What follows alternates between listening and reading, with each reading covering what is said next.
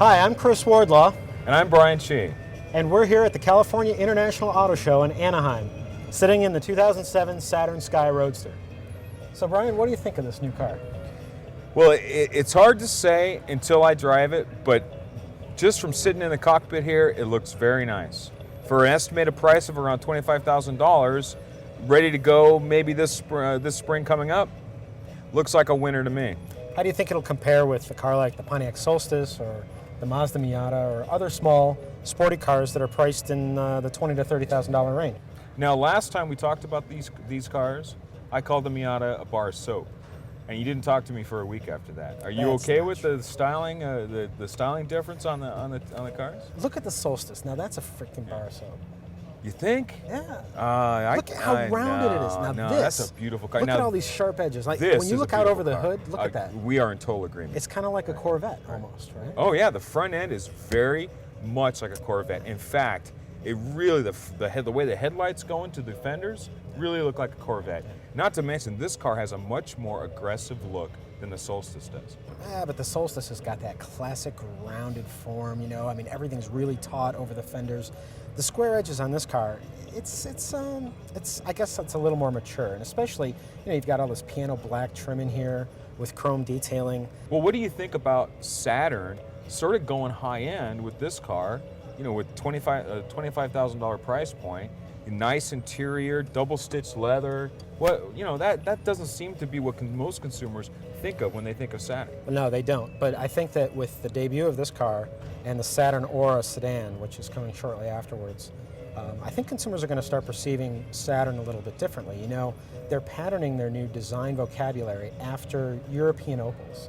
And I think that's really a smart move. And knowing that you know, Bob Lutz is a real car guy, these cars are going to drive really well, I think. I mean, I haven't driven this car, I haven't driven the Aura, but everything I know about the powertrains and what the way they're trying to position Saturn, I think that they're going to find some success with that. Now, what's interesting is Pontiac is, you know, Pontiaction.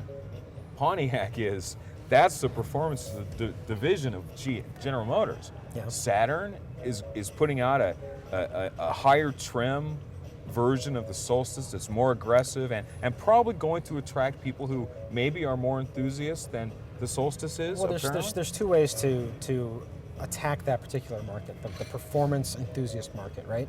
You can go with cars that have really strong road presence, a really strong look, like Pontiac, or you can provide a more chiseled, more mature look, which is how I refer to this car. And I think that Saturn is going to go for an older, more sophisticated buyer, which is why you've got the two-tone detailing in here, a higher level of standard equipment. This car is going to start just under $25,000, but there's not going to be a lot of options. Whereas with the Solstice, you're under 20, but you know, to get one fully loaded, you're up to 26, 27. Does an enthusiast buy a Saturn? Not today.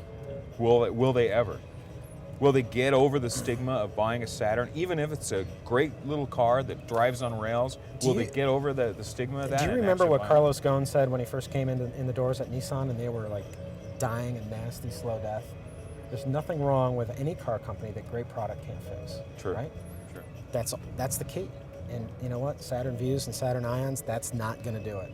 But cars like the Sky, cars like the Aura, and the next generation View, which they showed a concept vehicle in Frankfurt that kind of gives a preview of what that car is going to be.